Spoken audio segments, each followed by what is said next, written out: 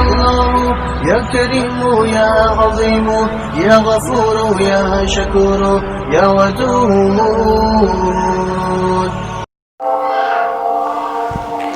حضرت ابن عباس رضی اللہ تعالیٰ عنہ سے روایت ہے کہ حضرت اسرافیل علیہ السلام رسول اللہ صلی اللہ علیہ وسلم کی خدمت میں حاضر ہوئے اور عرض کیا اے رسول اللہ صلی اللہ علیہ وسلم یہ کلمات پڑھیے سبحان اللہ والحمدللہ ولا الہ الا اللہ واللہ اکبر ولا حول ولا قوت الا باللہ العلی العظیم عدد ما علم اللہ تعالی وزنات ما علم اللہ تعالی وملا ما علم اللہ تعالی.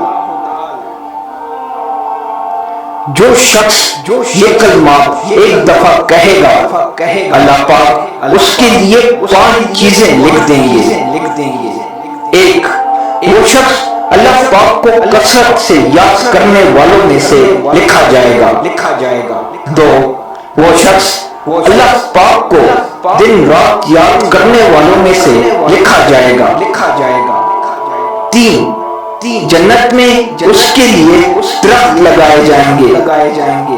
4، اس کے گناہ یوں جھڑ جائیں گے جیسے خشک درخت کے پتے.